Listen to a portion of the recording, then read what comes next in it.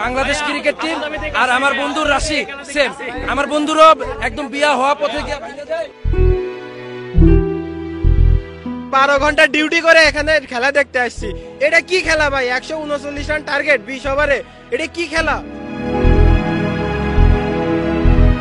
আমরা এখানে আসার জন্য অনেক কষ্ট করছি। আমরা আসছি রাসুল কাইমা থেকে, এখানে 3 ঘন্টা গাড়ির জ্যামের মধ্যে পড়েছি। আমরা ডিউটি করে ডিউটি শেষ করে এখানে খেলা দেখতে আসি। ওরা কি মনে করে? ওরা আমাদের আবেগ নিয়ে খেলে, আমরা ওদের থেকে বেশি সিরিয়াস থাকি।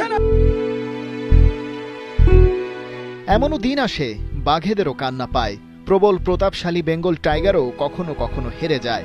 থাবার জোর কমে এলে করে অসহায় আত্মসমর্পণ। কিন্তু বনের বাঘের চেয়ে ক্রিকেটের টাইগারদের এই যন্ত্রণাবোধ হয় একটু বেশি।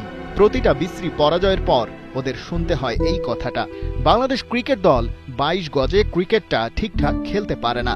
ওরা বরং তাই কোটি মানুষের আবেগ নিয়ে খেলে।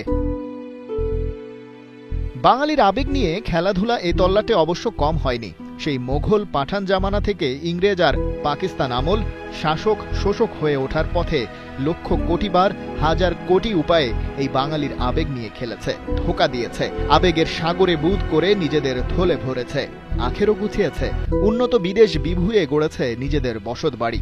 চোখের সামনে হরিলুট হয়েছে ব্যাংক, সবার চোখ খোলা ছিল, কিন্তু আবেগের সাগরে বুঁদ হয়েছিল বলেই সেসব কেউ দেখেনি।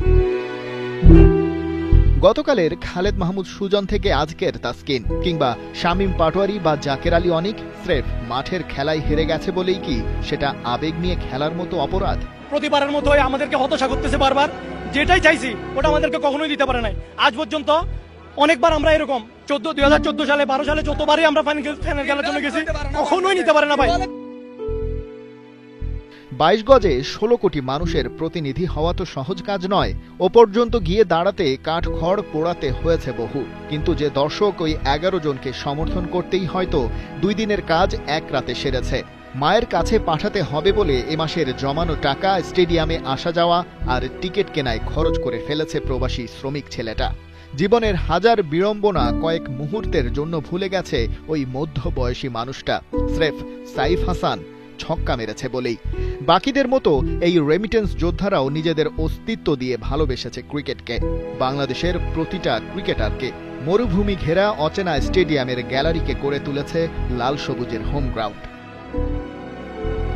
আজ যারা ঘৃণার কথা বলছেন চোখে জল নিয়ে, তারা আসলে আরো বেশি ভালোবাসছেন ওই ক্রিকেটারদের। আজ যে দাবি নিয়ে একে ওকে দল থেকে বাদ দিতে বলছে, তারা আরো কাছে টানছে খেলাটাকে। কারণ নিছক একটা খেলার স্কোর কার্ড হৃদস্পন্দনে পার্থক্য গড়ে দিচ্ছে বিস্তর। এই খেটে খাওয়া সাধারণ বাংলাদেশি মুখে হয়তো আজ মুখ ফিরিয়ে নেয়ার কথা বলছেন, কিন্তু লিটন, সোহান, তানজিম সাকিবরা লিখে রাখতে পারেন আরও একটা ছক্কা মারুন শুধু, কিংবা দারুণ এক ইয়র্কারে তুলে নিন প্রতিপক্ষের উইকেট। ওরা ফের এসে বসবে টিভি সেটের সামনে। শুধু আপনি আর আপনারা খেলছেন বলেই ভুলে যাবে জীবনের বাকি সবকিছু। রাগ ক্ষোভের প্রকাশ কিংবা আনন্দের আতিশয্যে বাংলাদেশ বাংলাদেশ বলে গলা চিরে ফেলা, এসব বাঙালির মুড সুইং নয়, বরং ভালোবাসা প্রকাশের ভিন্ন ভিন্ন মাধ্যম। এই প্রতিটা সমর্থক দশকের পর দশক, প্রজন্মের পর প্রজন্ম ক্রিকেটকে এভাবেই ভালোবেসে এসেছে, ভবিষ্যতেও বাসবে। কিন্তু দিন শেষে প্রশ্ন হলো, ক্রিকেটাররা কি সেই ভালোবাসার মর্ম বুঝবেন? হবেন কি আরেকটু দায়িত্বশীল? খালিদ জামিল, 71।